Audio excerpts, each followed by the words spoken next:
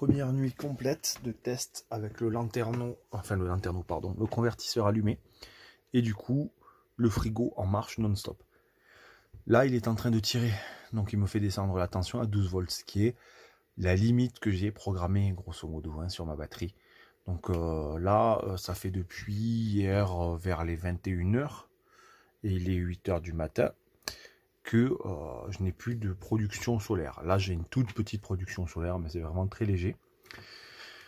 La conclusion que je peux en faire, c'est que j'ai les capacités pour tenir mon frigo et quelques branchements, parce que j'ai gardé tous mes appareils branchés pendant une nuit complète, mais pas beaucoup plus.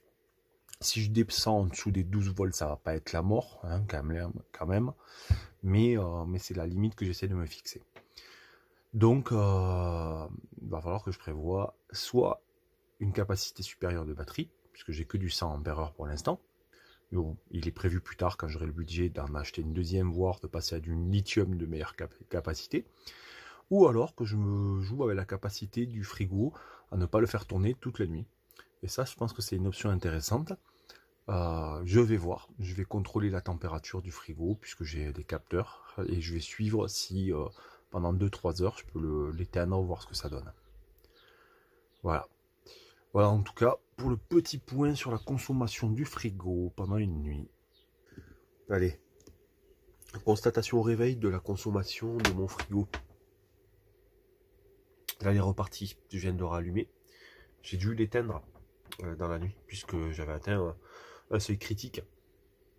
J'étais passé sous les 12 volts. Et d'ailleurs à ce sujet ça marche plutôt bien, puisque lui quand il détecte moins de 12 volts à 11,9 ou un truc comme ça, déjà il nous met la diode low battery, et en plus il bip et coupe l'alimentation par sécurité. Donc c'est très bien. Voilà, quant à moi avec mon frigo, eh bien j'ai dû je l'ai coupé, et là au réveil ça faisait 10 heures qu'il était coupé, il était remonté à 9 degrés. Pas la fin du monde, mais il faut que je m'ajuste un petit peu pour voir si c'est cette méthode que je vais utiliser, à savoir le couper dans la nuit. Voilà donc pour les constatations matinales. Il est 9h30 à peu près.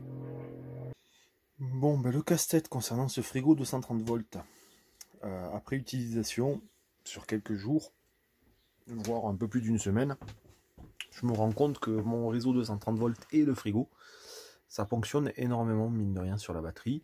J'ai pas une batterie de dingue, hein, j'ai une batterie 100 Ah gel, et il s'avère que sur 100 Ah, en réalité, en respectant la décharge, etc., on ne peut exploiter qu'une vingtaine d'ampères-heure.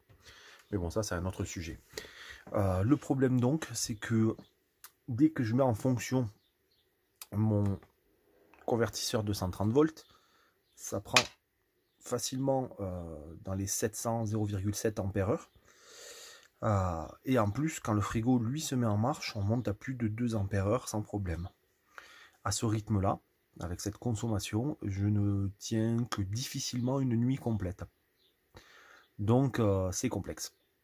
C'est complexe à tel point que je suis en train de réfléchir à une optimisation, en attendant d'avoir une meilleure capacité sur batterie, probablement en lithium.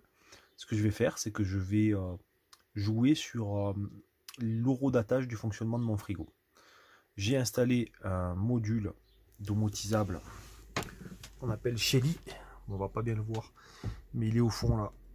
Je l'ai fait avec mon réseau de 130 volts, et ce module me permet d'horodater, de planifier, ou même de démarrer et éteindre la prise qui contient le frigo. Donc ça va me permettre déjà de ne pas faire tourner le frigo H24, et de peut-être avoir à la fois des températures intéressantes dans le frigo qui ne remontent pas trop, mais aussi une consommation plus faible. Reste malgré tout la consommation du convertisseur qui est pas négligeable. Donc voilà, la solution c'est vraiment de changer et d'augmenter la capacité batterie. En attendant, ça va être l'horodatage. Obligé de gérer comme ça pour l'instant.